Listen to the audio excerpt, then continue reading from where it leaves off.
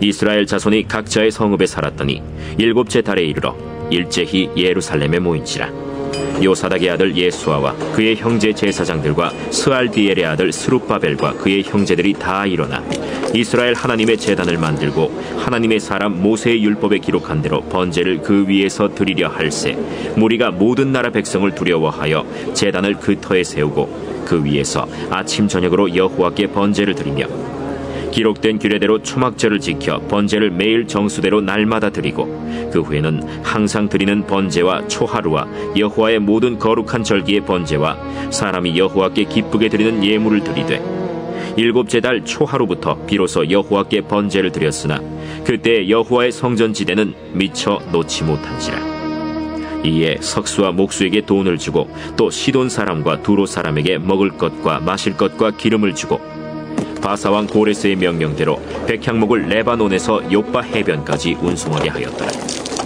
예루살렘에 있는 하나님의 성전에 이른 지 2년 둘째 달에 스알디엘의 아들 스룹바벨과 요사닥의 아들 예수아와 다른 형제 제사장들과 레위 사람들과 무릇 사로잡혔다가 예루살렘에 돌아온 자들이 공사를 시작하고 20세 이상의 레위 사람들을 세워 여호와의 성전 공사를 감독하게 하매 이에 예수아와 그의 아들들과 그의 형제들과 간미엘과 그의 아들들과 유다 자손과 헤나닷 자손과 그의 형제 레위 사람들이 일제히 일어나 하나님의 성전 일꾼들을 감독하니라. 건축자가 여호와의 성전에 기초를 놓을 때 제사장들은 예복을 입고 나팔을 들고 아삽 자손 레위 사람들은 제금을 들고 서서 이스라엘 왕 다윗의 규례대로 여호와를 찬송하되 찬양으로 화답하며 여호와께 감사하여 이르되 주는 지극히 선하심으로 그의 인자하심이 이스라엘에게 영원하시도다. 하니 모든 백성이 여호와의 성전 기초가 놓임을 보고 여호와를 찬송하며 큰 소리로 즐거이 부르며 제사장들과 레위 사람들과 나이 많은 족장들은 첫 성전을 보았으므로 이제 이 성전의 기초가 놓임을 보고 대성통곡하였으나 여러 사람은 기쁨으로 크게 함성을 지르니 백성이 크게 외치는 소리가 멀리 들리므로 즐거이 부르는 소리와 통곡하는 소리를 백성들이 분간하지 못하였더라.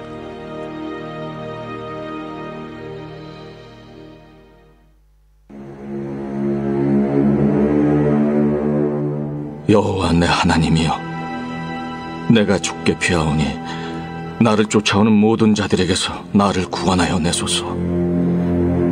건져낼 자가 없으면 그들이 사자같이 나를 찢고 뜯을까 하나이다. 여호와 내 하나님이여, 내가 이런 일을 행하였거나 내 손에 죄악이 있거나 화치는 자를 악으로 갚았거나 내 대적에게서 까닭없이 빼앗았거든 원수가 나의 영혼을 쫓아잡아 내 생명을 땅에 짓밟게 하고 내 영광을 먼지 속에 살게 하소서. 여호와여, 진노로 일어나사 내 대적들의 노를 막으시며 나를 위하여 깨소서. 주께서 심판을 명령하셨나이다. 민족들의 모임이 주를 들으게 하시고 그 위 높은 자리에 돌아오소서. 여호와께서 만민에게 심판을 행하시오니 여호와여, 나의 의와 나의 성실함을 따라 나를 심판하소서. 악인의 악을 끊고 의인을 세우소서. 의로우신 하나님이 사람의 마음과 양심을 감찰하시나이다. 나의 방패는 마음이 정직한 자를 구원하시는 하나님께 있도다. 하나님은 의로우신 재판장이시며 매일 분노하시는 하나님이시로다. 사람이 회개하지 아니하면 그가 그의 칼을 가시며 그의 활을 이미 당기어 예비하셨도다. 죽일 도구를 또한 예비하시며 그가 만든 화살은 불화살들이로다. 악인이 죄악을 낳으며 재앙을 베어 거짓을 낳았도다. 그가 웅덩이를 파만드며 제가 만든 함정에 빠졌도다. 그의 재앙은 자기 머리로 돌아가고 그의 포악은 자기 정수리에 내리리로다.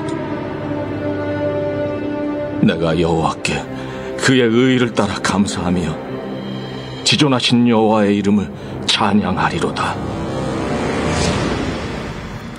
할렐루야. 거룩한 주일 3부 예배에 나오신 우리 성도님들을 환영하고 축복합니다. 우리 시간 다 같이 그 자리에서 일어나셔서 영과 진리로 주님 옆에 나아가도록 하겠습니다.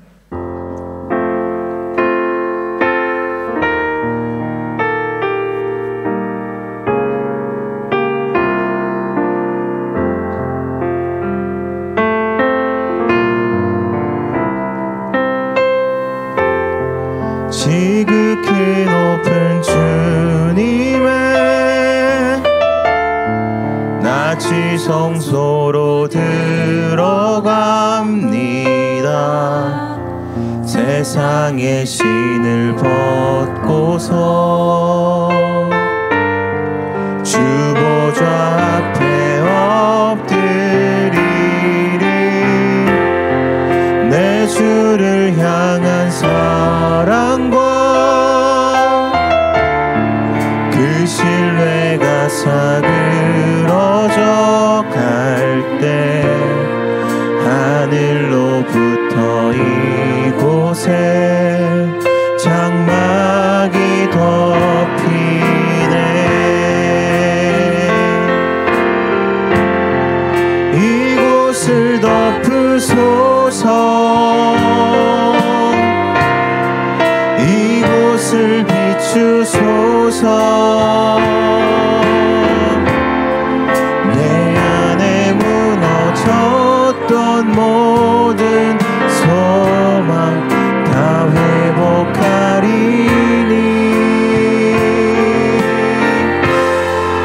이곳을 지나소서. 이곳을 만지소서. 온 마음과 힘을 다해 오직 주만 다 경배합니다. 이곳을 덮으소서. 이곳을 비추소서. 내 안에 무너졌던 모든 소망 다 회복하리니. 이곳을 지나소서. 이곳을 만지소서.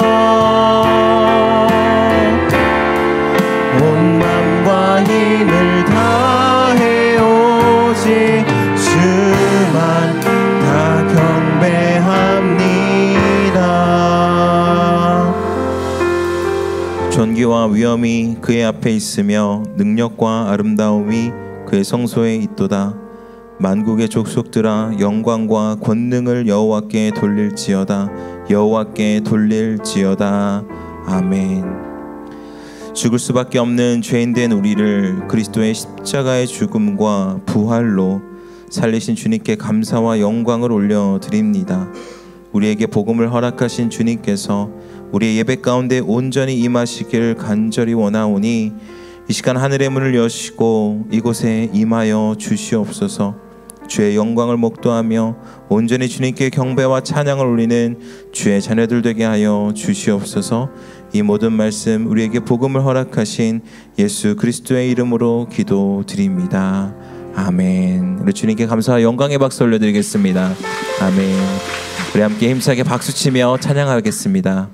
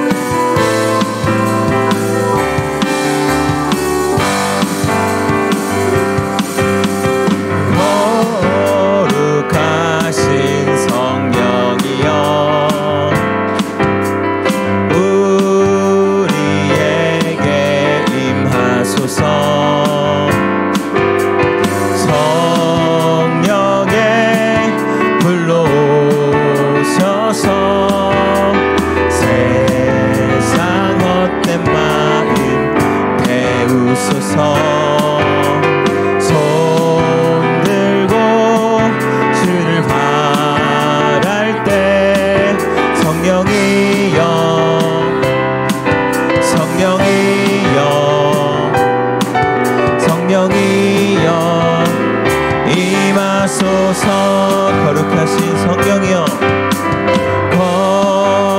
거룩하신 성령이여,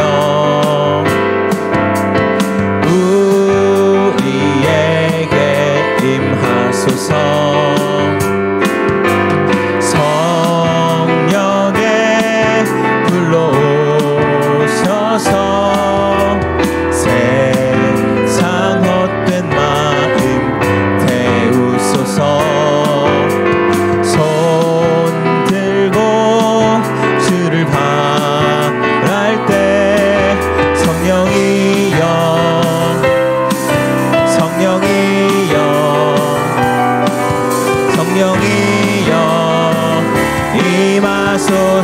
풀은 마르고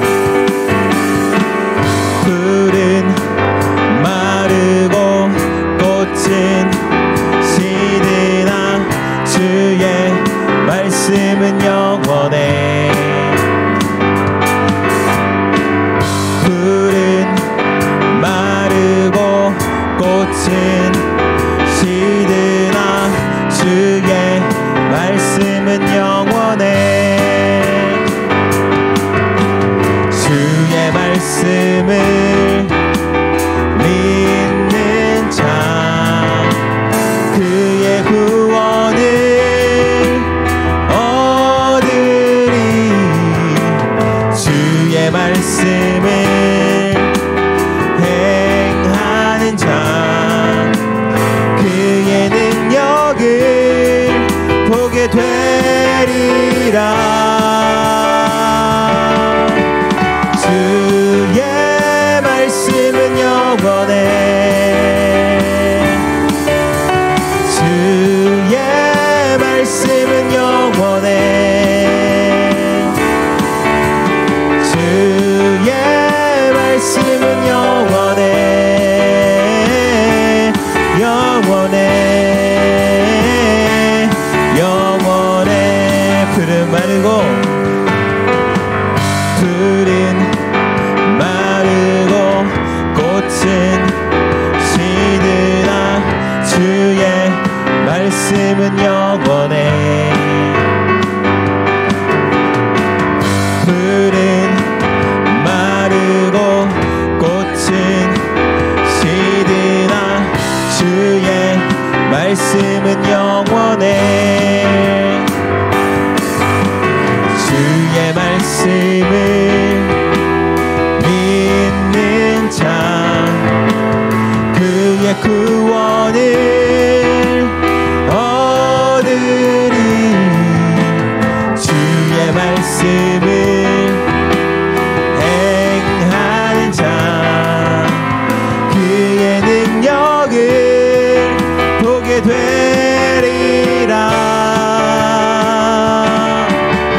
주의 말씀은 영원해.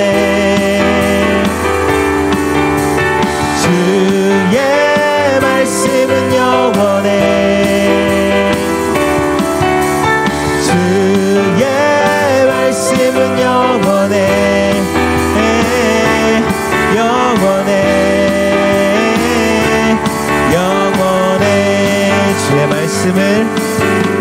주의 말씀을 믿는 자 그의 구원을 얻으리. 주의 말씀을 행하는 자 그의 능력을 보게 되리라. 주의 말씀은 영원해. 주의 말씀은 영원해. 주의 말씀은 영원해.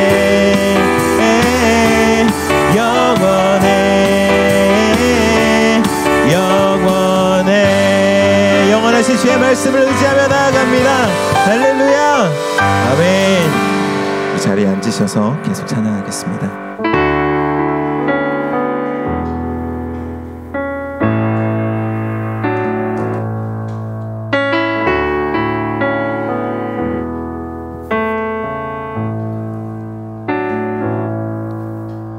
주여 우린 연약합니다. 우린 오늘을 힘겨워합니다.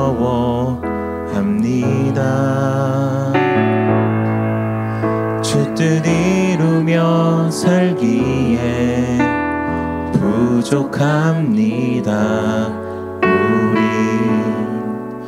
우린 연약합니다. 주여 우린 넘어집니다. 주여 우린 넘어집니다. 오늘 하루 또 실수합니다. 주의 긍휼을 구하는 죄인입니다. 우리 주만 바라봅니다. 한없는 주님의 은혜 온 세상 위에 넘칩니다. 가릴 수 없는 주 영광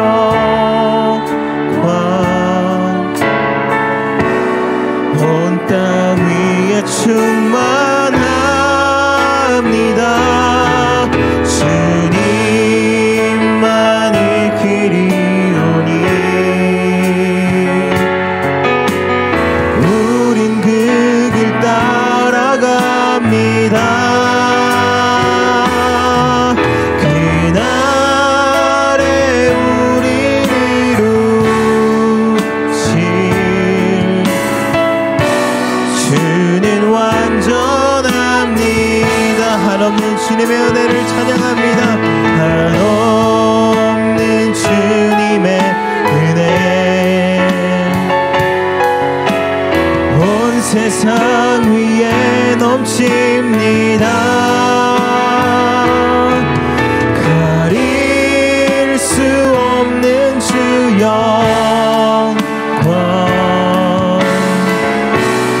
온 땅 위에 충만합니다.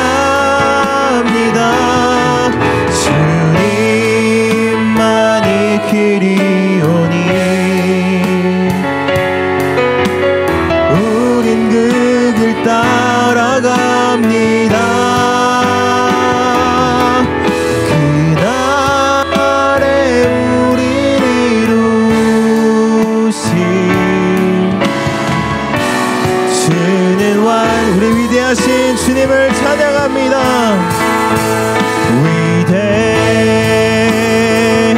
위대하신 주 찬양해. 위대하신 주 모두 알게 되리라.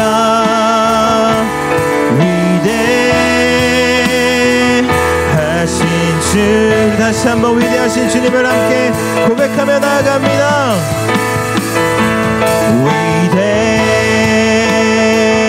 위대하신 주 찬양해.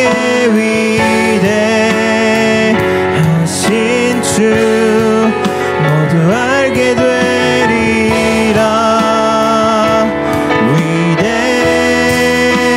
위대하신 주 모든 이름 위에 뛰어나신 주님의 이름을 찬양합니다. 모든 이름 위에 뛰어나신 이름 다 찬양해. 위대하신 주 모든 이름보다 뛰어나신 주님을 찬양합니다. 모든 이름 위에 뛰어나신 이름 다 찬양해. 위대하신 주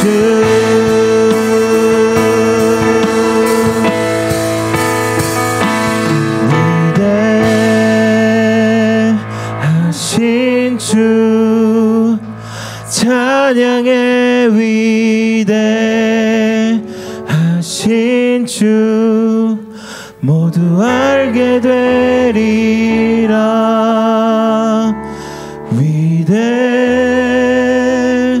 위대하신 주.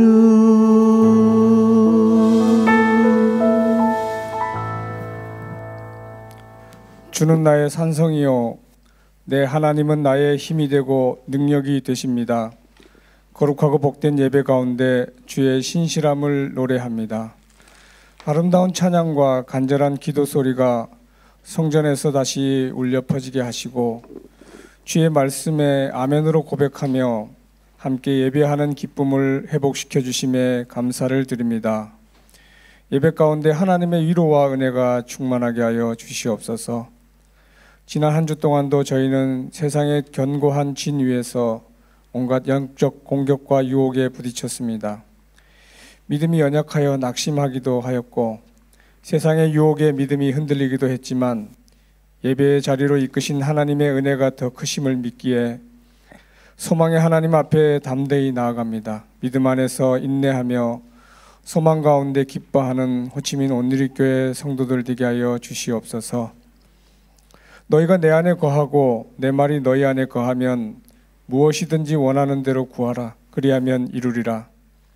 코로나는 끝났지만 포스트 팬데믹이라는 새로운 환경과 경기 침체, 인플레이션이라는 더 어려운 상황이 우리를 두렵게 합니다. 힘든 시간 동안 주님 안에 거하고 간절한 마음으로 주님께 부르짖고 구할 때 응답하시는 예수 그리스도, 그분이 우리의 하나님이요 유일한 소망이 되심을 믿음으로 고백하고 경험하게 하여 주시옵소서.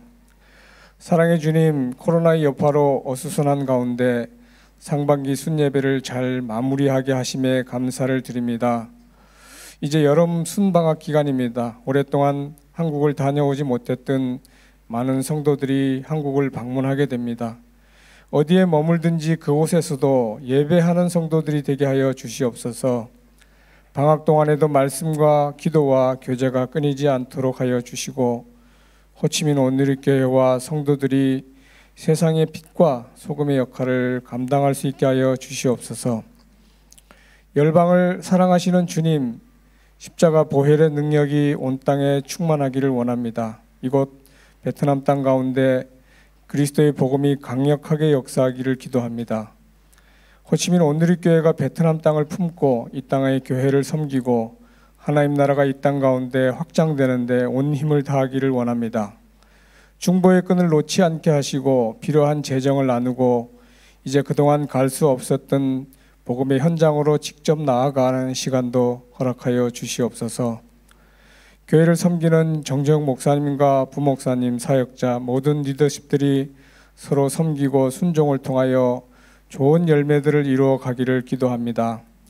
각 예배와 순서마다 보이지 않는 곳에서 기도하면서 정성껏 준비하는 코치님들, 또 사역팀 팀장님, 사역 팀원들의 헌신을 기쁘게 받으시고 축복하여 주시옵소서. 오늘도 정재욱 목사님 말씀에 기름 부어주시고 오늘 선포되는 말씀이 낙심한 한 영혼을 살리고 연약한 자에게 강력한 능력의 말씀으로 임하기를 간절히 기도합니다. 십자가에 죽으시고 부활하셔서 지금도 살아계신 예수 그리스도 이름으로 기도드립니다.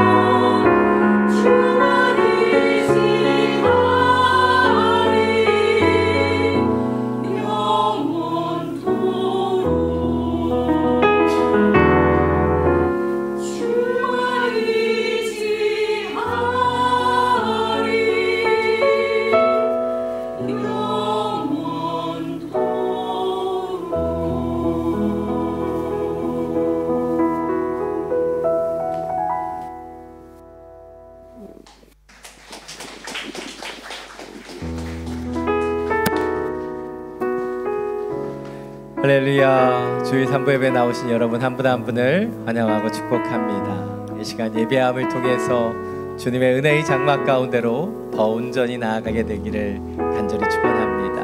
우리 옆에 있는 분 바라보시면서 이렇게 인사하기 원합니다. 당신은 세상의 소금과 빛입니다.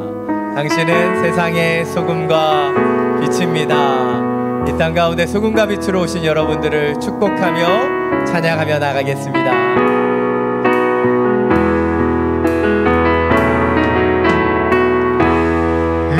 은혜의 주님이 당신을 축복하고 사랑의 주님이 함께 하시네. 은혜의 주님이 당신을 축복하고 사랑의 주님이 함께 하시네. 우리 두 손을 가슴에 모으고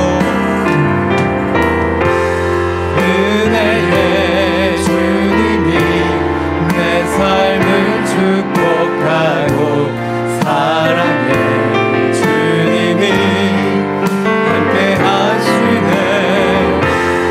은혜의 주님이 내 삶을 축복하고 사랑의 주님이 함께 하시네. 우리에게 은혜와 사랑을 주는 주님께 감사의 박수 올려드립니다. 아멘. 그 은혜와 사랑으로 날마다 주님 앞에 지어지는 우리 모두가 되기를 간절히 축원합니다. 몇 가지 교회 소식 전해드리겠습니다. 2022년 대학 청년부 수련회 복음으로 그리스도의 영광을 얻으라라는 주제로 어제 오늘 진행되고 있습니다. 우리 대학 청년부의 귀한 청년들이 새벽 이슬과 같이 주님 앞에 쓰임받는 귀한 영혼들이 될 수 있도록 이 수련을 통해 거듭남과 기쁨과 은혜들이 넘쳐날 수 있도록 기도 부탁드립니다. 이로 인해서 오늘 4부 예배는 이곳에서가 아니라 수련의 장소에서 드려지는 것 참고해 주시면 감사하겠습니다. 성소년을 위한 2022년 유스코스타가 9월 1일부터 3일까지 빈증 메가맥스 뉴시트 호텔에서 진행됩니다. 유스코스타가 처음으로 숙박으로 진행됩니다. 근데 무려 4성급 호텔에서 진행됩니다. 그래서 회비가 만만치 않아요. 그러나 그럼에도 불구하고 우리 다음 세대가 믿음으로 설 수 있도록 하나님의 은혜의 시간이 될 수 있도록 미리 강구드립니다. 함께 기도해 주시고요. 특별히 여러분 가정에 있는 청소년 자녀들을 보내주시기를 부탁드립니다. 그래서 미리 일정을 드리는 것은 여러분이 미리 시간을 내셔서 이 시간들을 우리 아이들을 위해서 헌신하며 드릴 수 있게 되기를 원합니다. 몇 분들은 그렇게 얘기하시더라고요. 아이들은 수련회 보내고 나는 휴가 가겠다. 그렇게 하셔도 되고요. 중요한 건 이 아이들이 영적으로 인텐시브하게 주님을 만나는 시간이 되기 위해서 기도해 주셔야 되고요. 또 우리가 어린 시절을 보면 이런 수련회나 집회를 통해서 많은 은혜들을 얻었습니다. 그래서 우리 다음 세대의 귀한 시간이 될 수 있도록 또 기도해 주시고 또 자녀들 보내주시면 감사하겠습니다. 제가 4성급 호텔이라고 말씀드린 이유는 여러분의 자녀들을 잘 유혹하셔야 돼요. 하나님의 곁으로, 하나님의 은혜의 자리로 나아갈 수 있도록 잘 인도해 주시면 감사하겠습니다. 이 시간 선교 기도 제목을 가지고 함께 기도하기를 원합니다. 오늘은 빈농 지역에 있는 송푸교회와 호치민의 이영식, 김연아 선교사님을 위하여 함께 중보하며 기도하길 원합니다. 교회가 교회 될 수 있도록 선교사님들이 그 사명을 이어갈 수 있도록 우리에게 주신 것은 바로 중보하며 기도하며 돕는 것이죠. 송푸교회 코로나 이후에 더욱더 하나님의 사랑과 능력을 나타내는 교회 되기를 원합니다. 청년들을 주님께로 인도하고 다음 세대를 주님을 예배하는 그런 하나님의 교회 되기를 원합니다. 주님, 그 교회 가운데 주님의 사랑으로 임재해 주시고 성령으로 역사하여 주시사 하나님을 바로 보여주는 하나님의 교회 되게 하여 주시옵소서. 우리 이영식 김연아 선교사님 신학교의 강의를 통해 영적 리더십들을 세웁니다. 또 여름 성경학교 강습회를 통해 이 땅 가운데 차세대를 세웁니다. 주님, 그 영광의 통로로서 사용해 주시고 하나님의 은혜와 능력이 이 모든 사역 가운데 온전히 나타나게 하여 주시옵소서. 함께 중보하며 기도하며 나아갑니다. 주님, 하나님의 교회를 위하여, 하나님의 귀한 선교사님들을 위하여 중보하며 기도합니다. 주님, 교회가 교회될 수 있도록 하나님의 사랑과 하나님의 말씀과 하나님의 능력이 더욱더 넘쳐나는 당신의 교회 되게 하여 주옵소서. 주님, 예배와 말씀과 기도로서 더욱더 한 마음과 한 뜻으로 주님 앞에 나아가는 당신의 교회가 되게 하여 주시고, 이 청년들이 세상을 향한 사랑이 아닌 하나님을 사랑하는, 하나님께로 인도하는 그 교회, 하나님의 그 말씀을 전하는 교회가 되게 하여 주옵소서. 다음 세대의 일꾼들이 온전히 이 교회를 통해 나타나기를 원합니다. 차세의 귀한 영혼들이 말씀을 알며 하나님을 알며 그 사랑 가운데 머무를 수 있도록 역사해 주시고, 한 영혼 한 영혼들을 주님 품고 기도하는 영적인 리더들이 주여 이 교회 가운데 나타나게 하여 주옵소서. 우리 영식 김연아 선교사님 신학교와 여름 성경학교 사역 가운데 역사해 주시고, 주님이 일하시고 함께 하시는 것을 경험하게 하여 주옵소서.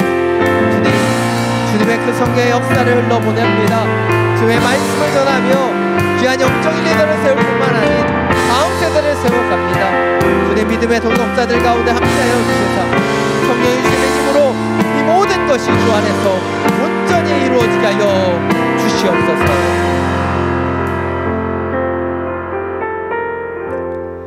사랑이 많으신 주님, 교회가 교회 될 수 있도록, 선교사님의 그 사명을 이어갈 수 있도록 우리 중보함으로 기도함으로 돕습니다. 우리의 기도를 땅에 떨어지지 않게 하여 주시고 하늘에 상달되어 주의 응답을 얻게 하여 주시사 이 베트남 교회가 주님의 영광을 나타내는 하나님의 교회로, 우리 송포교회가 이 세상을 사랑하는 청년들을 주님을 사랑하는 새벽 이슬과 같은 청년으로 바꾸어주는 하나님의 교회로 세워지게 하여 주시옵소서. 간절히 기도합니다. 영적인 리더들이 하나 되게 하여 주시고 하나님의 그 복음과 능력을 나타내는 당신의 교회로 이 송푸교회를 사용하여 주옵소서. 우리 이영식 김연아 선교사님 이 땅 가운데 영적 리더들을 가르칩니다. 그들 가운데 성령의 기름 부으심을 통해 이제 복음의 일꾼들을 세워가는 신학교 사역과 다음 세대를 위해 여름 성경학교 강습회를 시작합니다. 각자의 사역 가운데 역사해 주시사 성령이 인도하시며 만지시는 대로 이 땅에 복음을 흘러보내는 놀라운 축복의 통로로 사용하여 주시옵소서. 우리 주 예수 그리스도의 이름으로 기도드립니다. 아멘. 이번 한 주 동안 계속해서 송포교회와 우리 이영식 김연아 선교사님을 위해서 중보해 주시면 감사하겠습니다. 이제 하나님의 말씀을 함께 나누기를 원합니다. 우리 계신 하나님의 말씀 로마서 2장 12절부터 29절까지의 말씀입니다. 오늘 하나님께서 우리한테 주신 말씀 로마서 2장 12절부터 29절까지의 말씀입니다. 제가 가진 성경 신약 191페이지입니다. 이 말씀을 저희 여러분이 각자의 성경을 통해 교독으로 함께 봉독하겠습니다. 율법 없이 죄짓는 사람은 모두 율법 없이 멸망하고 율법 안에서 죄짓는 사람은 모두 율법대로 심판을 받을 것입니다. 하나님 앞에서는 율법을 듣는 사람이 의인이 아니라 오직 율법을 행하는 사람이 의롭다는 인정을 받을 것입니다. 율법이 없는 이방 사람이 본성으로 율법의 일을 행한다면 비록 그에게는 율법이 없을지라도 자기 자신이 자기에게 율법이 됩니다. 이런 사람은 율법의 요구가 자기 마음에 기록되어 있음을 보여줍니다. 그들의 양심도 이것을 증언합니다. 그들의 생각이 서로 고발하기도 하고 변호하기도 합니다. 이런 일은 내가 전한 복음대로 하나님께서 그리스도 예수를 통해 사람들의 은밀한 것을 심판하실 그날에 일어날 것입니다. 그들은 자칭 유대 사람이라고 하고 율법을 의지하고 하나님을 자랑하고 율법의 가르침을 받아 하나님의 뜻을 알고 즉 이게 선한 것을 분간할 줄 압니다. 그리고 그들은 스스로 눈먼 사람의 안내자여 어둠 속에 있는 사람의 빛이요 어리석은 자의 교사여 어린아이의 선생이라고 믿고 있습니다. 이는 그대가 율법의 지식과 진리의 교훈을 갖고 있기 때문입니다. 그렇다면 남을 가르치는 그대가 왜 자신은 가르치지 않습니까? 도둑질하지 말라고 선포하는 그대가 왜 도둑질합니까? 간음하지 말라고 하는 그대가 왜 간음합니까? 우상이라면 질색하는 그대가 왜 신전 물건을 훔칩니까? 율법을 자랑하는 그대가 왜 율법을 어기고 하나님을 욕되게 합니까? 기록되기를 하나님의 이름이 너희로 인해 이방 사람들 사이에서 모욕을 당하는구나 라고 한 것과 같습니다. 그대가 율법을 행하면 할례는 가치가 있습니다. 그러나 그대가 율법을 어기면 그대의 할례는 무할례와 같습니다. 할례 받지 않은 사람이 율법의 요구를 지킨다면 그의 무할례가 할례로 여겨지지 않겠습니까? 본래 할례 받지 않은 사람이 율법을 지키면 율법의 조문과 할례를 소유하고도 율법을 어기는 그대를 심판하지 않겠습니까? 겉으로는 유대 사람이라고 해서 참 유대 사람이 아니고 몸에 받은 할례가 참 할례가 아닙니다. 함께 읽겠습니다. 오히려 속사람이 유대 사람이라야 참 유대 사람이며 문자화된 율법에 의해서가 아니라 성령으로 마음에 받은 할례가 참 할례입니다. 그 칭찬은 사람에게서가 아니라 하나님에게서 옵니다. 아멘. 말씀을 듣기 전에 우리의 손을 가슴에 얹고 믿음으로 선포하기를 원합니다. 말씀이 나를 변화시킵니다. 아멘. 이 믿음의 선포와 같이 하나님 주시는 이 말씀이 우리의 영혼과 중심을 변화시키는 능력의 말씀이 되기를 간절히 축원합니다. 어제 예수에서 보도되었던 한 사진을 보여드리겠습니다. 우크라이나의 젤렌스키 대통령과 프랑스의 마크롱 대통령이 어색한 포옹을 하는 장면입니다. 이 장면이 인터넷상에서 화제가 되면서 일명 밈으로 만들어져서 여기저기에 지금 뿌려지고 있습니다. 일명 차가운 포옹이라고 불려집니다. 왜 이런 일이 벌어졌을까요? 마크롱 대통령은 친한 척 포옹을 하고 있지만 그의 환대에 지금 젤렌스키 대통령은 거부하는 듯한 냉담한 표정을 짓고 있습니다. 한 기자는 이런 차가운 포옹이 나타난 이유이 며칠 전에 프랑스의 마크롱 대통령이 한 기자회견에서 러시아에게 굴욕감을 주어서는 안 된다라고 인터뷰했기 때문이라고 분석하는 것으로 보았습니다. 어찌 보면 젤렌스키 대통령은 이 마크롱 대통령의 겉과 속이 다른 모습 때문에 냉담하게 반응했다고 보여지는 것이죠. 이러한 일들은 우리의 삶 속에서도 나타납니다. 누군가가 겉과 속이 다르다고 느껴지면 우린 그 사람에 대해서 냉담해지기 때문이죠. 근데 우리만 그럴까요? 아닙니다. 하나님께서도 우리의 마음과 중심으로 하나님께 나아가지 못하고 겉모습만, 겉사람만 이 자리에 나와 있다면 우리를 향한 하나님의 눈빛도 이 젤렌스키 대통령처럼 냉담할 수 있다는 것이죠. 오늘 말씀은 유대인의 죄악에 대해서 다루고 있습니다. 그러나 이 말씀이 단순히 유대인들만의 죄악이 아닌 우리의 죄악의 문제이기도 하다는 것이죠. 오늘 말씀을 통해 우리의 중심과 내면을 들여다보는 하나님의 시간을 함께 갖게 되기를 간절히 원합니다. 오늘 보면 12절부터 16절입니다. 다시 한번 함께 읽겠습니다. 율법이 없이 죄짓는 사람은 모두 율법 없이 멸망하고 율법 안에서 죄짓는 사람은 모두 율법대로 심판을 받을 것입니다. 하나님 앞에서는 율법을 듣는 사람이 의인이 아니라 오직 율법을 행하는 사람이 의롭다는 인정을 받을 것입니다. 율법이 없는 이방 사람이 본성으로 율법의 일을 행한다면 비록 그에게는 율법이 없을지라도 자기 자신이 자기에게 율법이 됩니다. 이런 사람은 율법의 요구가 자기 마음에 기록되어 있음을 보여줍니다. 그들의 양심도 이것을 증언합니다. 그들의 생각이 서로 고발하기도 하고 변호하기도 합니다. 이런 일은 내가 전한 복음대로 하나님께서 그리스도 예수를 통해 사람들의 은밀한 것을 심판하실 그날에 일어날 것입니다. 아멘. 오늘 본문에서 사도 바울은 율법 없는 이방인들은 율법 없이 멸망하지만 율법을 가진 유대인들은 율법대로 심판을 받는다라고 말하고 있습니다. 또한 거기서 그치지 않고 율법 자체를 알지 못하는 이방인들이 율법의 지시대로 그 마음의 법을 따라서 그 율법과 하나님을 알지 못하지만 그렇게 행한다면 그 행함을 통해서 의롭다는 인정을 받게 될 것이다 라고 말하고 있습니다. 사실 이러한 이야기는 로마서가 얘기하는 이신칭이 오직 믿음으로 그 의인은 의롭게 된다라고 하는 그 가르침과 정면으로 대항하는 것처럼 보여질 수도 있습니다. 그러나 사도 바울이 의도적으로 이 구절들을 사용하는 이유는 단 한 가지예요.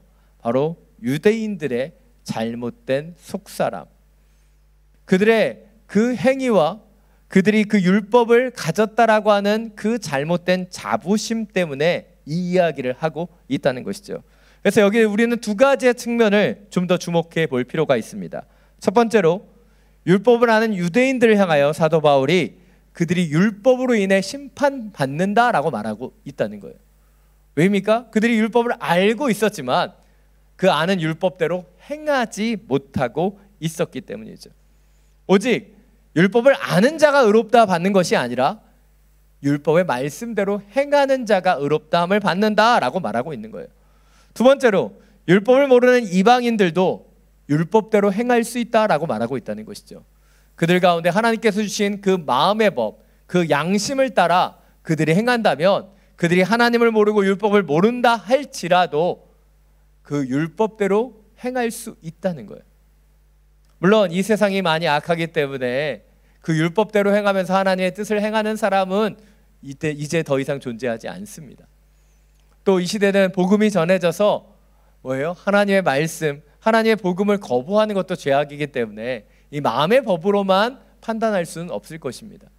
그러나 로마서에서 이 구절을 가지고 하나님을 알지 못하는 우리 믿음의 선진들에 대해서는 어떻게 판단할 것인가 라고 이야기할 때 바로 양심의 법을 따라서 판단받는다라고 이야기하는 것이 바로 이 구절 때문이죠. 그렇다면 왜 사도 바울은 이 두 가지의 사실을 강조했던 것일까요? 그것은 유대인들이 자신이 율법을 안다는 이유만으로 바로 그들이 하나님의 백성이라고 하는 선민 의식으로 그들이 똘똘 뭉쳐 있었기 때문이에요. 그러나 사도 바울은 다시 한번 얘기합니다. 율법을 아는 것, 그들이 이스라엘 백성이 되었다는 것, 그들이 갖고 있는 그 영적인 자부심이 그들을 의롭게 하는 것이 아닌 그 율법대로 행하고 따라가는 그 삶이 그들을 의롭게 한다라고 그들을 꾸짖고 있는 거예요. 세례 요한도요, 그에게 세례를 받으러 온 유대인들을 향하여 꾸짖으며 말합니다. 누가복음 3장 8절입니다. 자막을 통해서 함께 읽겠습니다. 회개에 알맞는 열매를 맺으라. 속으로는 아브라함이 우리의 조상이다 라고 말하지 말라. 내가 너에게 말해두는데 하나님 이 돌들로도 아브라함의 자손을 만드실 수 있다. 왜 세례받으러 온 유대인들을 세례 요한이 꾸짖을까요? 그것은 당시에 이 세례를 받으러 오는 유대인들의 문제들 때문이에요. 그들은 율법을 알고 또 아브라함의 자손이라고 하는 자부심을 갖고 있었습니다. 그리고 그 자부심을 갖고 있는 그들을 향하여 세례 요한이 하나님께서는 이 돌들로도 아브라함의 자손이 될 수 있게 하신다라고 그들의 그 자부심을 뭉개놓는 거예요. 왜입니까? 지금 그들이 세례 받으러 오는 것도 뭐예요? 내가 세례 요한한테 세례 받았어 라고 하는 그 자부심을 늘려가기 위해 왔다는 사실을 알았기 때문에, 그래서 그들 가운데 있는 그 중심을 회개하라고 그들에게 경고하고 있는 것이죠. 이것이 우리가 주목해 봐야 되는 첫 번째 포인트입니다. 우리는 예수 그리스도를 아는 그리스도인이라는 영적인 자부심 가운데 머물러 있어서는 안 된다는 거예요. 그 자부심을 넘어서서 겸손히 예수 그리스도의 뜻을 따라 행함을 통해 우리의 삶의 열매를 맺어가야 한다는 것이죠. 우리는 때때로 우리가 그리스도인이다라는 사실에 멈춰져 버리는 거예요. 이 세상을 보면서 우리는 저렇게 주님을 알지 못하는 사람보다 나는 나은 사람이야 라고 하는 자부심을 가져요. 근데 그 자부심이 오히려 주님 앞에 더 온전히 우리를 서지 못하게 한다는 것이죠. 18세기와 19세기 걸쳐 위대한 설교자였던 찰스 시모어는 이렇게 말했습니다. 내가 주목해 보기 원하는 것은 두 가지다. 첫 번째는 나 자신의 불경건함이고 두 번째는 예수 그리스도를 통해 나타나는 하나님의 영광이다. 왜 그 두 가지를 보기 원했을까요? 자신의 연약함을 보고 그 연약함 가운데 예수 그리스도를 통해서 임하시는 주님의 영광을 보는 것이 온전한 신앙이기 때문이에요. 그런데 우리는 때때로 자부심과 그 교만으로 주님 앞에 서 있을 때가 있습니다. 우리도 모르는 사이에 우리는 유대인처럼 자꾸 우리가 높아져요. 오늘 유대인들이 내가 율법을 아는 사람이다, 내가 하나님을 알지 못하는 이방인보다 나는 나은 자다 라고 생각했던 것처럼 우리가 자꾸 높아진다는 것이죠. 그러면서 하나님의 영광을 때때로는 가리게 되는 거예요. 그런데 사도 바울은 우리에게 말하고 있습니다. 이방인이나 유대인이나 모두 하나님의 진노 아래 있다. 왜입니까? 우리는 본질상 죄인이기 때문이죠. 예수 그리스도의 보혈에 그 은혜가 없다면 우리는 결코 그 죄를 떠날 수 없는 연약한 존재이기 때문이죠. 근데 우리의 모습을 보면 자꾸 우리의 행위를 자랑합니다. 나 정도면 그래도 교회 나오니까, 나 정도면 헌금하니까, 나 정도면 순종하니까, 그러면서 나 정도면 괜찮다라고 안주하는 거예요. 근데 과연 그럴까요? 이 정도면 괜찮다라고 생각하는 그 생각의 씨앗 속에 교만이 꽃피게 되기 때문이죠. 우리의 영적인 상태를 보여주는 하나의 시그널이 있습니다. 최근에 이제 몇 주 동안 저희 교회에 방문하시는 베트남 장애인 분이 계세요. 보신 분도 계실 겁니다. 카페 앞뒤 쪽에서 오셔서 이제 구걸을 하고 계십니다. 그분을 바라보는 우리의 마음과 중심이 어떠할까요? 제가 여러분 마음속에 들어가 보지 않아서 모를 겁니다. 그런데 그분이 교회 앞에 있는 게 왠지 불편하게 느껴질 수도 있어요. 아, 왜 여기 와서 저렇게 구걸을 하지? 나 예배 드리러 왔고 은혜 받았는데 왜 저 사람이 교회 앞에 죽치고 있는 거야? 라고 신경이 쓰일 수 있어요. 그런데 그 불편함과 신경 쓰임이 과연 어떤 것인가 우리의 마음을 한번 들여다 보시라는 거예요. 사실 저는 개인적으로 이 베트남 장애인분이 저희 교회를 이렇게 방문하시는 것에 대해서 굉장히 감사하게 여깁니다. 왜 감사하게 여길까요? 다른 곳에 있는 것보다 이곳에 오는 것이 수입이 짭짤하기 때문에 오신다라고 하는 그 믿음이 있기 때문이에요. 근데 그분이 더 이상 여기를 찾지 않는다면 우리는 긍휼과 자비가 없는 그리스도인일 수 있는 거예요. 그분이 저희 교회를 자주 찾는다, 그래서 그 신경이 쓰이고 불편하다, 거기에 머물러서는 안 되는 것이죠. 주님께서는 지극히 작은 자 하나에게 한 것이 내게 한 것이다 라고 말씀하셨어요. 근데 그 말씀은 누구에게 들어옵니까? 영적인 자부심으로 높아 있는 사람에겐 들려지지 않아요. 겸손히 그 하나님의 뜻대로 행하기 원하는 자들, 지극히 작은 자, 가난하고 과부와 고아와 그들을 돌아보는 자들에게만 보여지는 말씀이기 때문이에요. 산 여러분, 지금 여러분은 무엇을 누리고 계십니까? 영적인 자부심 가운데 계십니까? 아니면 겸손히 주님의 뜻을 행하기 위해 힘쓰고 계십니까? 오늘 그 장애인분이 저희 교회를 방문하실지 아니실지 모릅니다. 그러나 만약 방문하게 된다면 저는 여러분들을 통해 그분이 좋은 선물과 은혜를 누리시는 주의 날을 맞게 되기를 간절히 원합니다. 오늘 보면 17절부터 24절입니다. 다시 한번 함께 읽겠습니다. 그들은 자칭 유대 사람이라고 하고 율법을 의지하고 하나님을 자랑하고 율법의 가르침을 받아 하나님의 뜻을 알고 지극히 선한 것을 분간할 줄 압니다. 그리고 그들은 스스로 눈먼 사람의 안내자요 어둠 속에 있는 사람의 빛이요 어리석은 자의 교사요 어린아이 선생이라고 믿습니다. 이는 그대가 율법의 지식과 진리의 교훈을 갖고 있기 때문입니다. 그렇다면 남을 가르치는 그대가 왜 자신을 가르치지 않습니까? 도둑질을 하지 말라고 선포하는 그대가 왜 도둑질합니까? 간음하지 말라고 하는 그대가 왜 간음합니까? 우상이라면 질색하는 그대가 왜 신전 물건을 훔칩니까? 율법을 자랑하는 그대가 왜 율법을 어기고 하나님을 욕되게 합니까? 기록되기를 하나님의 이름이 너희로 인해 이방 사람들 사이에서 모욕을 당하는구나 라고 한 것과 같습니다.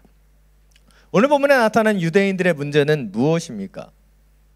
그들은 율법을 의지하고 하나님을 자랑하고 하나님의 뜻을 분간할 줄 알았어요. 스스로 눈먼 사람의 안내자여 어둠 속에 있는 사람의 빛이라고 이야기했고 어리석은 사람들을 가르치는 교사고 선생이라고 생각했습니다. 문제는 그들 스스로를 보지 못했다는 거예요. 다른 사람들을 가르치고 도둑질하지 말라, 간음하지 말라, 우상을 섬기지 말라고 얘기했지만 본인도 모르는 사이에 도둑질하고 간음하고 우상을 섬기고 있었기 때문이죠. 왜일까요? 그들이 갖고 있는 종교적인 특권, 그 특권을 주장했습니다. 그런데 그 특권과 자부심에 매여서 자신은 율법대로 말씀대로 살지 못했다는 것이죠. 그래서 사도 바울은 24절 말씀을 통해서 하나님의 이름이 이러한 유대인들 때문에 이방인들 사이에서 모욕을 당한다라고 말해요. 이 말씀이 너무나 속상한 말씀입니다. 왜일까요? 많은 그리스도인들이 세상 속에서 욕먹기 때문이에요. 물론 우리 그리스도인들은 완벽한 사람이 아닙니다. 그런데 우리가 진정으로 그리스도를 살지 못하기 때문에 때때로 주님의 이름이 주님을 알지 못하는 사람들에게서 모욕당하는 거예요. 오늘 이 일이 유대인들에게만 일어난 일일까요? 아닙니다. 지금 우리 그리스도인들에게 일어납니다. 왜일까요? 우리도 모르는 사이에 우리는 도덕적인 우월감 가운데 빠져들기 때문이에요. 우리는 선택받은 민족이고 우리는 율법도 알고 하나님도 섬기고 할례로 받아서 우리는 문제없어라고 생각하는 유대인들의 도덕적인 우월감, 그 우월감이 지금 우리 그리스도인들 가운데도 들어와 있기 때문이에요. 나는 저기서 하나님을 알지 못하는 사람과 달라. 나는 헌신하고 순종하고 예배하고 있어. 그런 도덕적인 우월감 속에서 우리는 우리의 중심과 우리의 마음을 돌아보지 못하는 거예요. 이것이 여실하게 잘 보여지는 것이 요한복음 8장의 간음한 여인에 대한 이야기입니다. 유대 지도자들은 예수님을 시험에 빠뜨리기 위해서 간음한 여인을 현장에서 잡아와서 예수님 앞에 세웁니다. 근데 그 여인을 바라보는 대중들의 눈빛은 어땠을까요? 누가 봐도 명백한 죄인인 그 여인을 대중들은 멸시했고 정죄했고, 성경에 정확히 나타나 있지는 않지만 어떤 사람들은 이미 그녀에게 돌을 던지기 위해 그 돌을 주먹에 쥐고 있었을지도 모릅니다. 왜입니까? 그 여인은 명백한 죄인이었기 때문이죠. 그런데 명백한 이 죄인을 향하여 돌을 던지면서 사람들은 자신이 죄가 없다고, 자신은 문제가 없다고 도덕적인 우월감 가운데 사로잡혀 가는 거예요. 그런 그들에게 예수님이 뭐라고 말씀하셨습니까? 너희 가운데 죄 없는 자가 먼저 돌을 던지라고 말씀하셨어요.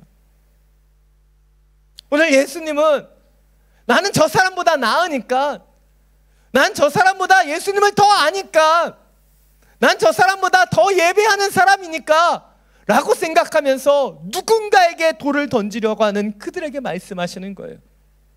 너 자신을 먼저 바라보라고. 왜 이런 일이 발생하는 걸까요?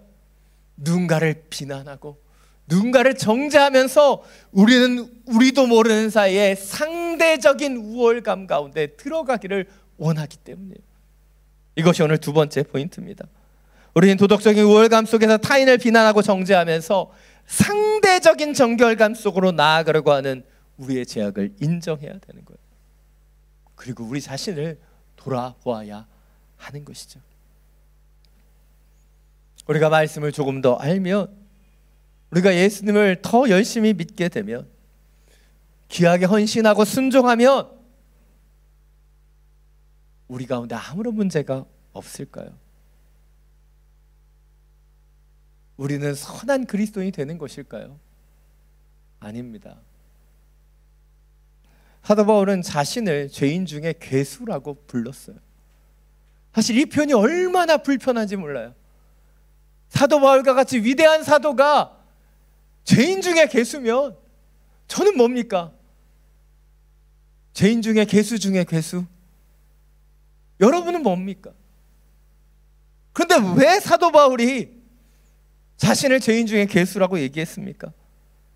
자기가 전적인 은혜를 통해 하나님의 복음을 전하는 통로로 쓰임받고 있지만 예수 그리스도의 보혈의 피로 자신을 날마다 씻어내지 못하면 자신 안에 죄악이 쌓여가는 것을 알았기 때문이에요. 그런데 지금 한국교회를 보면, 자금의 현실을 보면 귀한 헌신과 헌신으로 섬김으로 나아갔지만 많은 성도들이 그 섬김을 통해 자신도 모르게 교만의 탈을 쓰고 의인의 옷을 입고 누군가를 정죄하는 것을 보게 된다는 것이죠. 왜입니까?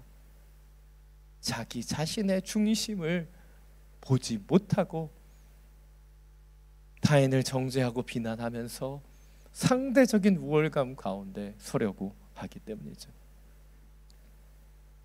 한 택시 운전사가 여러 해 동안 교통법규를 잘 지키고 운전한다면 그 사람은 몇 해 지나면 이 모범 운전사가 되게 될 것입니다.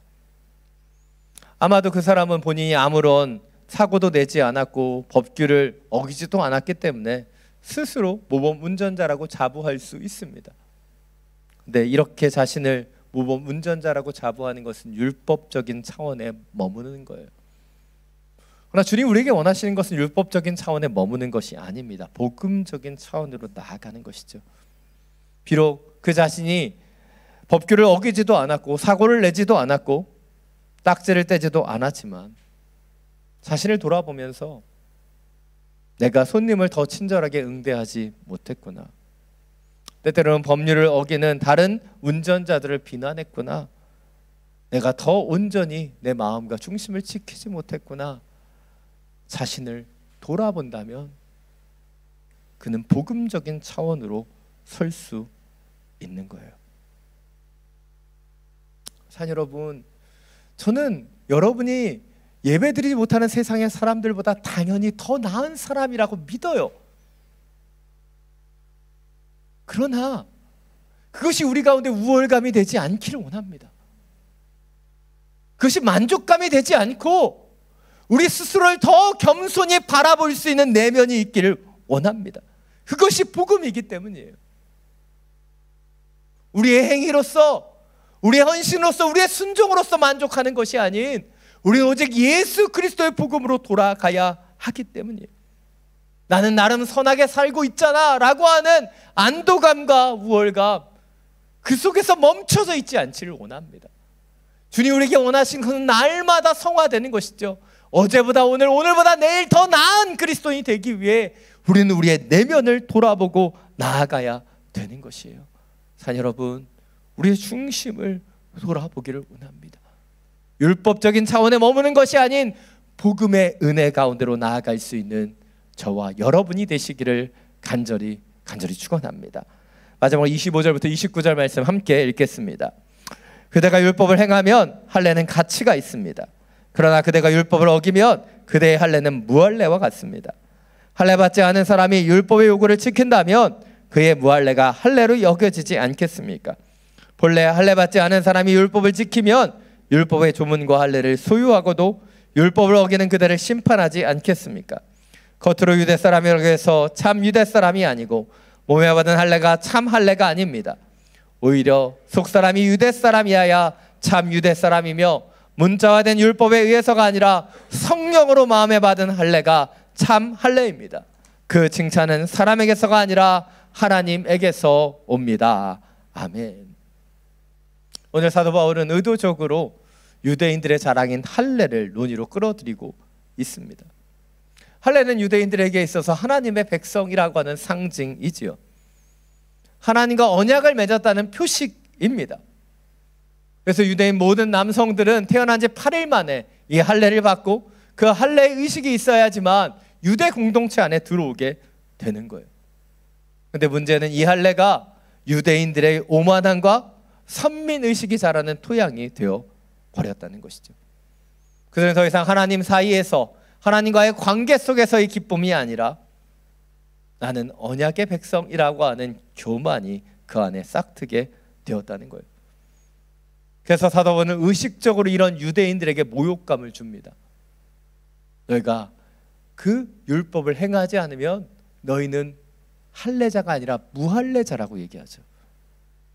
여러분, 유대인들이요 이방인을 향하여 가장 심한 욕이 뭔지 아세요? 할례 받지 못한 자입니다. 성경에는 굉장히 교양 있게 이야기했지만 사실 이게 쌍욕이에요. 가장 그 민족을 깔보는 거예요. 깔보면서 자신을 우월하게 얘기하는 것이 우리는 할례받은 민족이지만 저 할례받지 못한 자들 멸시하는 말입니다. 근데 오늘 사도 바울은 의도적으로 유대인들에게 너희가 율법을 행하지 않기에 할례받지 못한 자다라고 말하고 있는 것이죠. 우리는 이 말씀을 어떻게 받아들여야 할까요? 잘 적응하기 위해서 오늘 이 할례라는 말 대신 우리가 갖고 있는 신앙적인 우월감을 그곳에 대입해 보면 명확해집니다. 저희 경우에는 목사라는 직책이 될 수 있을 것이고, 누군가는 성경의 지식이 될 것이고, 누군가는 섬김과 헌신과 헌금이 될 수도 있을 거예요. 그런데 그것을 대입해 보면요, 이 말씀의 의미가 더 명확해집니다. 제가 예전에 금요철야 예배를 본교에서 섬길 때 함께 사역했던 한 집사님이 저에게 이렇게 말씀하셨어요. 목사님, 저는 지난 20년 동안 철야 예배를 한 번도 빠진 적이 없습니다. 제 목구멍까지 좀 빠지지 그러셨어요 라는 말이 올라오는데, 대놓고 그렇게 말씀드릴 수는 없었습니다. 근데 제가 그렇게 말씀드리고 싶었을까요? 그렇게 말하는 그분의 마음속에 그 깊은 교만이 느껴졌기 때문에, 나는 철야 예배 드리는 사람이야, 난 늘 밤새 기도하는 사람이야, 난 이렇게 구별된 자야. 근데 그렇게 얘기하시는 그분 앞에서 제가 더 찔렸던 이유는 몇 주 전에 저는 휴가라고 철야 예배 빠졌거든요, 담당자는. 근데 자기는 휴가도 빠지지 않고 그 해외를 갈 때도 그날을 피해서 간다는 거예요. 그분에게 금요 철야는 유대인이 자랑하는 할례처럼 되어 버린 것입니다. 그런데 오늘 28절 29절은 우리에게 뭐라고 얘기하고 있습니까? 겉사람이 유대 사람이 아니라 참 유대 사람이 아니라 속사람이 유대 사람이 아니라 참 유대 사람이며 성령으로 마음에 받은 할례가 참 할례라고 말하고 있지 않습니까? 우린 자꾸 우리의 행위를 통해 구별되려고 해요. 남들보다 나아지려고 하죠. 나 이미 우리는 복음으로 기름 부은 받은 자예요. 주님 우리에게 구별되길 원하시는 것은 겉행위가 아닌 우리의 중심으로 구별되길 원하시는 거예요. 이것이 마지막 세 번째 포인트입니다. 우리는 외적인 겉모습과 행위를 자랑하며 구별되려고 하는 것이 아니라 우리의 속사람 가운데 임하시는 성령의 능력으로, 성령의 임재로 구별되어야 하는 것이에요. 자, 여러분을 보면서 저는 때때로 영적인 자부심을 느낍니다.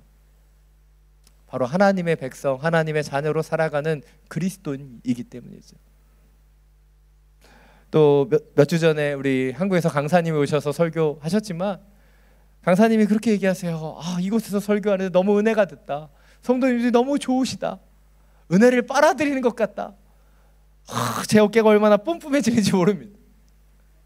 그러나 우리의 예배 가운데, 우리 가운데 성령이 임재하시고 역사하시는 이유는 바로 우리가 성령을 사모하기 때문이고, 우리의 겉사람을 자랑하는 것이 아닌 우리의 마음 가운데 주님이 임재하시기를 원하시기 때문은 아닐까요? 자, 여러분, 우리의 겉사람을 자랑하지 않기를 원합니다. 우리의 행위를 자랑하지 않기를 원합니다. 오직 우리 안에 계시는 예수 그리스도만을 자랑하며 걸어가기를 원합니다. 율법이란요, 가치 없는 것으로 더 가치 있는 것을 속량하는 것이라고 말합니다. 예를 들면 비둘기나 양이나 염소로 제사를 드림을 통해 우리 인간의 죄를 사하게 하는 것, 그것이 대표적인 예라고 할 수 있을 거예요. 반대로 복음은 어떠합니까? 가치 있는 것으로 가치 없는 것을 속량하는 것이죠. 하나님의 아들 독생자 예수 그리스도의 보혈의 피를 통해 바로 연약한 우리의 모든 죄를 사해 주는 것, 그것이 복음이기 때문이에요. 근데 우리는 때때로 복음이 아닌 율법으로 살아가요. 유대인들이 그들의 그 선민을, 그들의 그 혈통을, 그들의 율법을 자랑했듯이 우리는 멋진 비둘기를, 흠없는 양을 주님 앞에 정성스럽게 올려드리는 제사를 준비하면서 나의 우월감을 나타내려고 합니다. 그러나 주님 우리에게 원하시는 것은 흠없는 제물을 준비하는 그 율법적인 행위가 아니에요. 주님 우리에게 원하시는 것은 무엇입니까? 바로 복음으로 돌아가는 것이죠. 율법이 우리가 하나님을 위하여 무언가를 하는 것에 주목하게 한다면, 은혜는 무엇입니까? 하나님께서 우리를 위해 행하신 것을 바라보는 거예요. 그것이 은혜예요. 근데 우리는 자꾸 우리의 행함을 자랑하고 있지는 않습니까? 29절 하반절이 말하는 것처럼 칭찬은 사람에게서가 아니라 하나님에게서 오는데, 우리는 사람을 의식하고 사람을 바라보면서 내가 이렇게 행하고 내가 이렇게 순종하고 내가 이렇게 헌신한다고 나를 드러내고 싶어 하지는 않습니까? 사랑 여러분, 주님 우리에게 원하시는 것은 은혜로 돌아가는 거예요. 하나님께서 우리를 위해 행하신 것을 받아들이고 그 기쁨과 감격으로 사는 것입니다. 오늘 우리의 마음속에 2000년 전 유대인들과 같은 마음이 있다면, 나의 혈통을 자랑하고 내가 먼저 그 하나님의 말씀을 알았다는 것을 자랑하고 나의 헌신과 순종을 자랑하는 그런 마음이 있다면, 그 마음을 내려놓고 우리의 중심으로, 우리의 마음으로 진정으로 성령 주시는 참 할례로 돌아갈 수 있는 저와 여러분이 되시기를 간절히 축원합니다. 이 시간 주께 가까이 날 이끄소서, 이 찬양을 함께 부르고 주님 앞에 기도하며 나아가기를 원합니다. 우리의 마음이, 우리의 중심이 주님께로 더 가까이 나아가기를 사모함으로 함께 찬양하며 나아가겠습니다.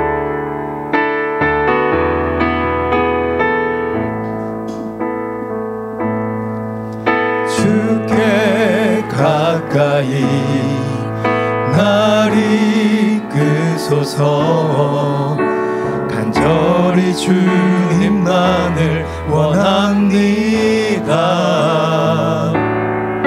채워주소서 주의 사랑을, 진정한 찬양 드릴 수 있도록 주께 가까이 날 이끄소서, 간절히 주님만을 원합니다. 채워주소서 주의 사랑을, 진정한 찬양 드릴 수 있도록. 마른 나의 영혼 주를 부르니, 나의 맘 만져 주소서.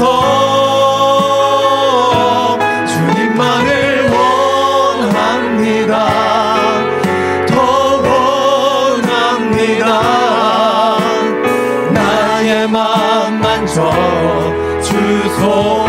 목마른 나의 영혼, 목마른 나의 영혼 주를 부르니,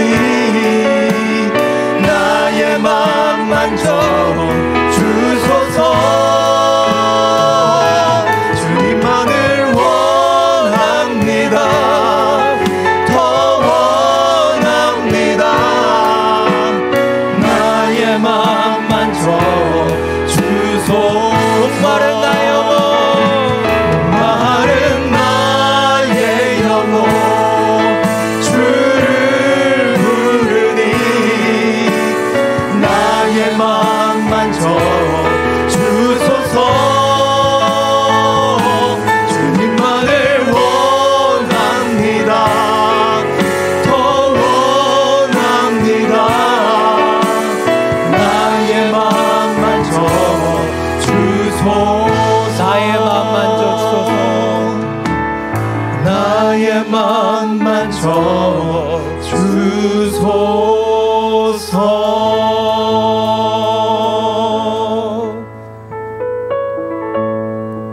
이 시간 함께 기도하며 나아가기를 원합니다. 우리가 지금 우리의 눈으로 바라보는 겉모습이 아니라 우리의 속사람 가운데 성령의 임재를 통해 참 할례의 역사가 일어나기를 간구하며 기도하기를 원합니다. 주님, 우린 눈에 보여지는 것을 바라보며 눈에 보여지는 것을 평가하기에 익숙합니다. 그러하게 우린 때때로 도덕적인 우월감 속에 자부심 속에 들어갔는지도 모릅니다.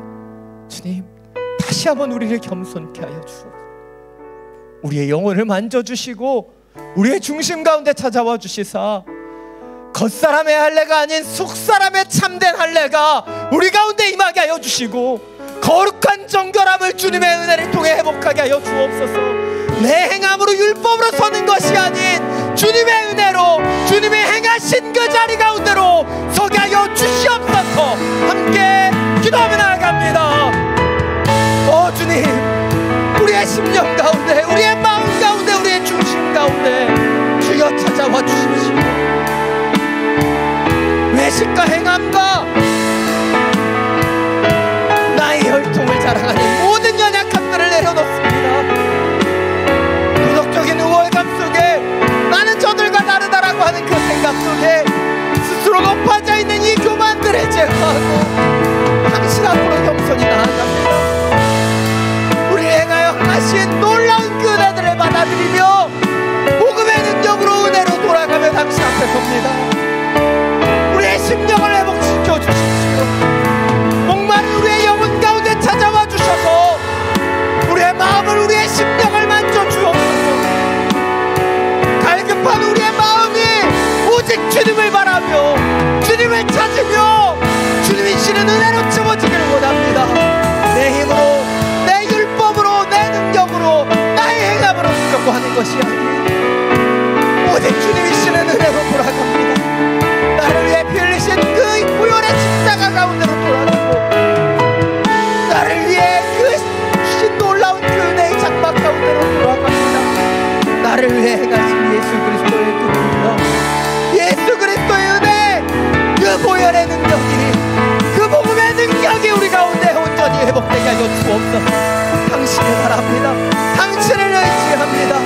우리의 마음속에 세일을 행하여 주시고 우리의 중심 가운데 주의 은혜를, 주님의 은혜만을 더하여 주시옵소서.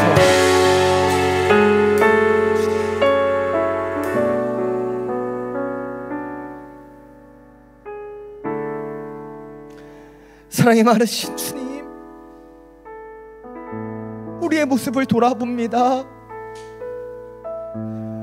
우리가 놀라운 은혜로 하나님의 백성이 되었는데, 하나님의 아들과 딸, 놀라운 그 자녀 되는 권세를 얻었는데, 그것이 모두 주님의 은혜인데 우린 유대인들처럼 우리의 혈통을 자랑하고 있지는 않습니까? 우리의 행함을 자랑하고 있지는 않습니까?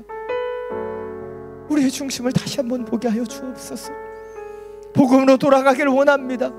주 예수의 은혜로 돌아가기를 원합니다. 우리의 영혼을, 우리의 마음을 주여 채워주시옵소서. 주님만을 원하고 더 원하는 그 심령과 마음이 우리 가운데 회복되게 하여 주시소. 오직 우리의 속사람 가운데 성령의 인치심으로 나타나는 참된 할례를 회복케 하여 주시옵소서. 우리 주 예수 그리스도의 이름으로 기도드립니다. 아멘. 모두 자리에서 일어나서 봉헌 찬양 드리며 나아가겠습니다.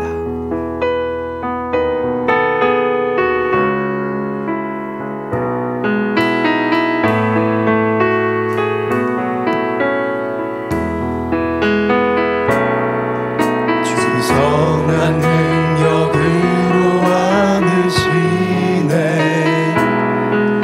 그 크신 팔로 날 붙드시네. 절망 속에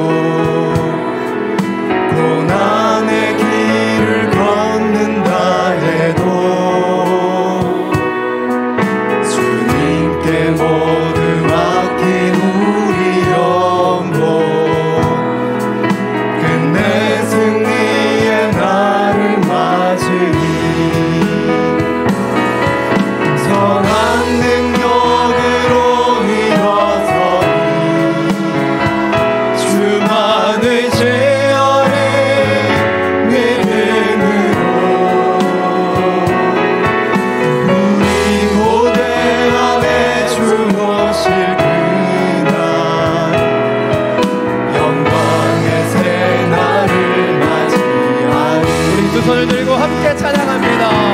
선한 능력으로 일어서리 주만을 제어해 이름으로 우리 고대하는 주 오실 그날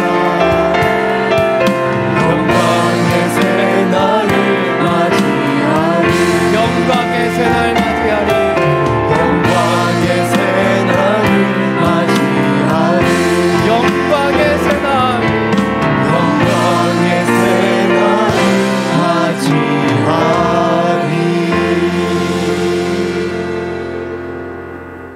사랑의 많으신 주님, 당신의 선한 능력으로 일어납니다.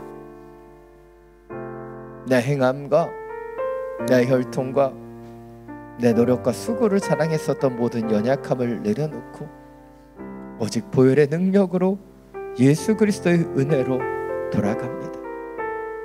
내가 행한 것을 바라보는 것이 아닌 주님께서 나를 위해 행하신 것을 바라보며 우리의 중심 가운데 다시 한번 은혜를, 다시 한번 복음의 능력을 회복하게 하여 주옵소서. 오직 성령의 능력으로 우리의 마음속에 거룩한 참 할례가 이루어지기를 원합니다. 성령으로 인쳐주시고 기름 부어 주시옵소서. 주신 예배와 말씀에 감사함으로 이 예물을 올려드립니다. 흠양하여 주시고 주님의 나라와 영광만을 위하여 온전히 사용하여 주시옵소서. 이제는 우리 주 예수 그리스도의 은혜와 하나님 아버지의 놀라우신 사랑과 성령의 교통하심이 오직 우리의 중심 가운데 다시 한번 은혜를 회복하고 주님의 은혜로 주님이시는 자녀됨을 회복하기를 기도하는 사랑하는 믿음의 성도들 머리머리 위에 지금도 열방 가운데 주의 복음만을 전하는 선교사님들과 그 모든 사역 위에 우리가 기도하며 살아가는 이 베트남 땅과 우리가 살아가는 우리의 조국 대한민국 위에 지금부터 영원토록 항상 함께하여 주시기를 간절히 축원하옵나이다.